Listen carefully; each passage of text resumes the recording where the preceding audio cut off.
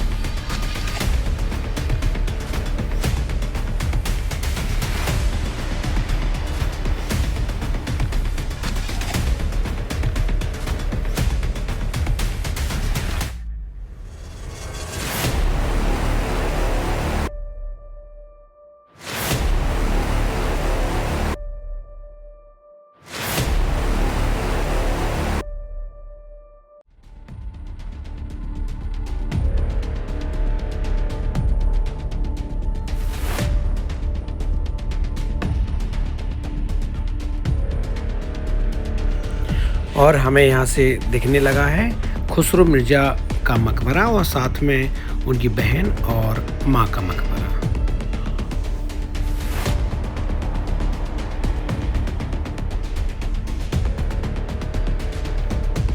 जैसे ही हम अंदर आते हैं तो सबसे पहले पत्थरों पर उनका इतिहास लिखा हुआ है। जिस तरीके से पहले खुसरो का है, उसके बाद निसार बेगम का मकबरा का इतिहास है और उसके बाद में उनकी माँ शाह बेगम के मकबरे का इतिहास है।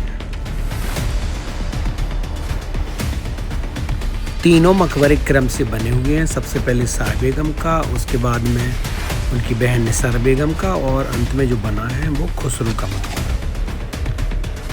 जो पहला मकबरा है यह है शाह बेगम का। शाह बेगम सम्राट जहांगीर की पहली पत्नी और राजकुमारी खुसरो की माँ थी। वे सरल स्वभाव, दयालु और परिवार के प्रति समर्पित थी। दरबार की राजनीति, पति से दूर होता संबंध और बेटे खुसरो की दुख भरी स्थिति ने उन्हें भीतर से तोड़ दिया। 1604 ईस्वी में उन्होंने आत्महत्या कर ली। यह मुगल इतिहास की सबसे दर्दनाक घटनाओं में से एक है। शाह बेगम के पास जो मकबरा बना है वह है निसार बेगम का। निसार बेगम खुसरो मिर्ज़ा की बहन थी।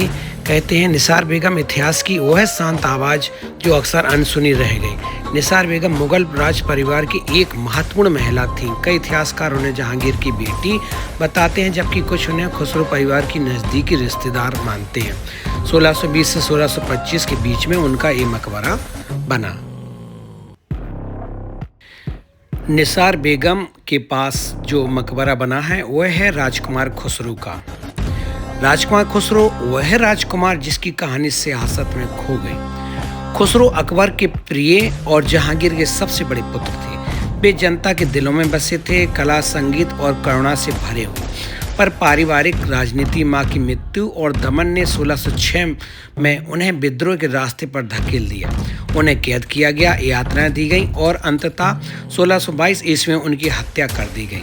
उनका मकबरा खुसरो बाग में सबसे सादगीपूर्ण है। मानो इतिहास आज भी धीरे से कहता हो, वहाँ वह राजकुमार सोया है जो राज मुकुट के से ज़्यादा इंसानियत का हकदार था।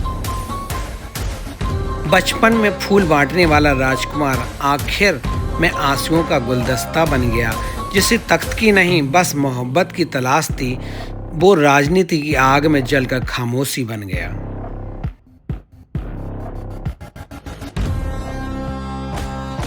ये आप सभी को खुसरो बाग का ब्लॉग बहुत अच्छा लगा होगा और अच्छा लगा तो हमें कमेंट जरूर करिएगा। धन्यवाद।